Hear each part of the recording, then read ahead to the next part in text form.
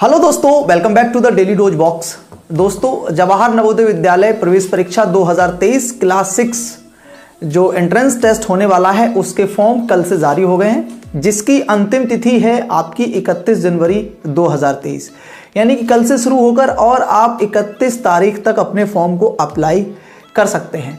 कुछ बातें जो आप सभी के मन में आ रही होंगी और मुझे पता है वो कौन सी बातें आप सभी के मन में आ रही होंगी, तो उन्हीं बातों को लेकर आज ये वीडियो होने वाला है। वीडियो अगर थोड़ा सा लेंथी हो जाए तो कोई दिक्कत नहीं, कोई परेशानी वाली बात नहीं।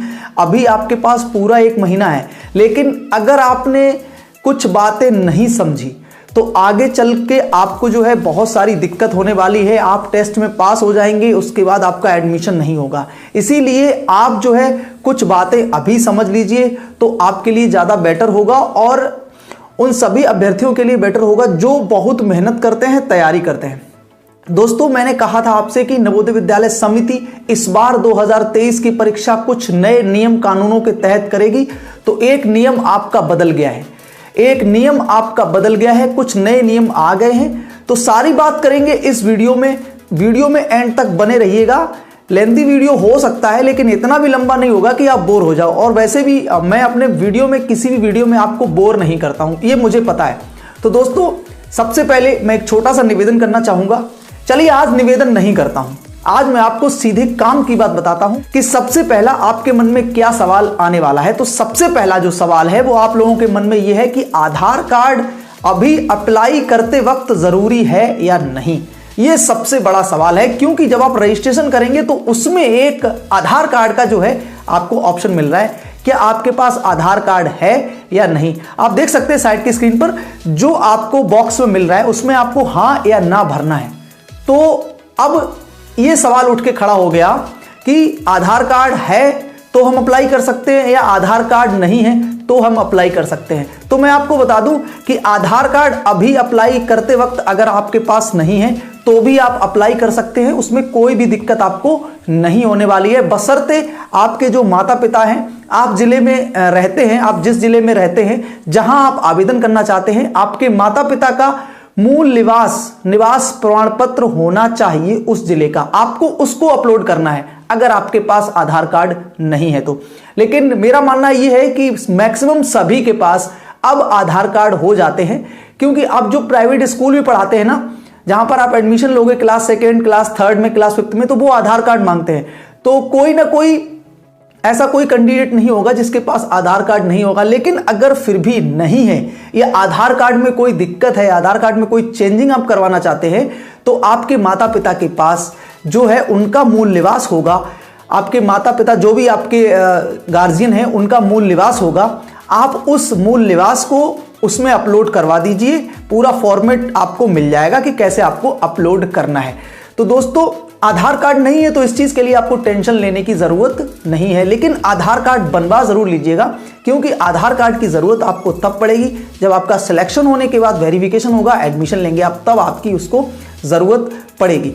तो दोस्तों, ये टेंशन बिल्कुल छोड़ दीजिए कि आधार कार्ड नहीं है भैया तो हम अप्लाई नहीं कर पाएंगे। बिल्कुल अप्लाई कर पाएंगे, बशर्ते आपके मम्मी पापा के पास, आपके गार्जियन के पास वो डॉक्यूमेंट होना चाहिए, निवास प्रमाण पत्र, वो भी सरकारी कोई प्रमाणित होना चाहिए।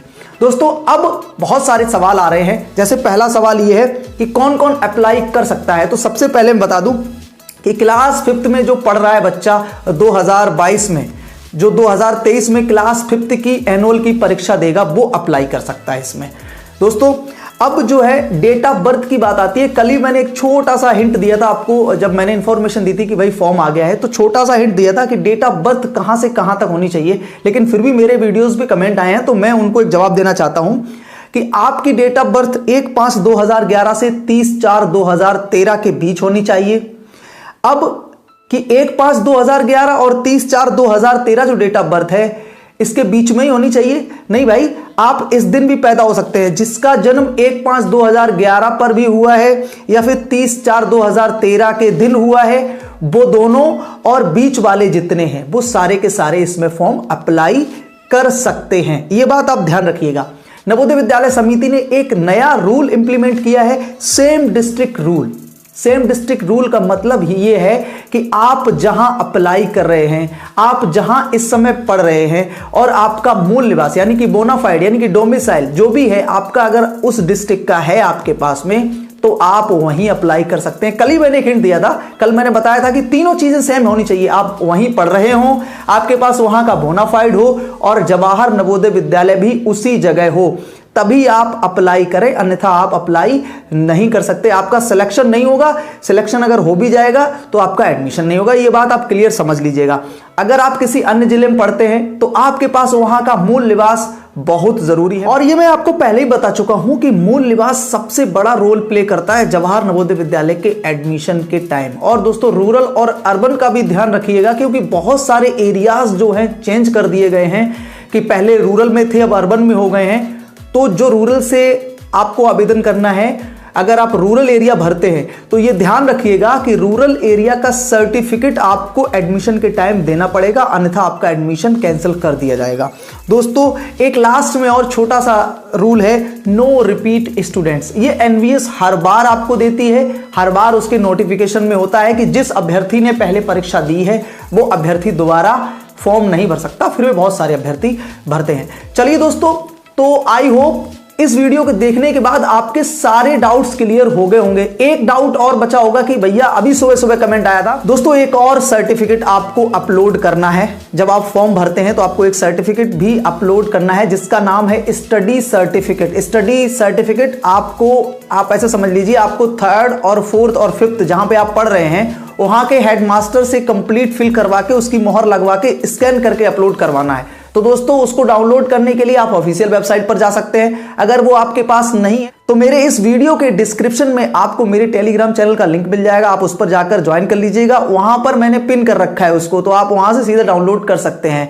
दूसरा सवाल कि हम जो वो फॉर्म है वो किस कलर के पेन से भरें, तो नीला या काला कोई भी पेन चलेगा, ब्लू और ब्लैक आप दोनों में से कोई एक यूज करके वो आराम से आप भर सकते हैं। लेकिन आप इतनी जल्दबाजी मत कीजिएगा, पूरा महीना है, आराम से सोच समझ के अपना फॉर्म भरिएगा और खुद भरने की कोशिश मत कीजिएगा। कोई एक्सपर्ट साइबर कैफे वाला हो उससे आप अपना फॉर्म भरवा सकते हैं। बाकी कोई डाउट हो तो कमेंट सेक्शन में पूछ लीजिएगा मुझसे, मैं आपको एक वीडियो के माध्यम से सारी की सारी डिटेल्स क्लियर कर दूंगा। लेकिन आपका फॉर्म गलत नहीं होना चाहिए, एडमिशन के टाइम आपको दिक्कत नहीं होनी चाहिए। दोस्तों वीडियो को लाइक कर दीजिए, शेयर सब्सक्राइब जरूर करिएगा इस चैनल को, आपके लिए हमेशा ऐसे ही कंटेंट समय समय पर लेके आता रहता हूं। चलिए दोस्तों मिलते हैं एक अगले वीडियो में नई जानकारी के साथ, तब तक के लिए ख्याल रखिएगा और सभी लोग अच्छे से पढ़ाई जरूर करिए।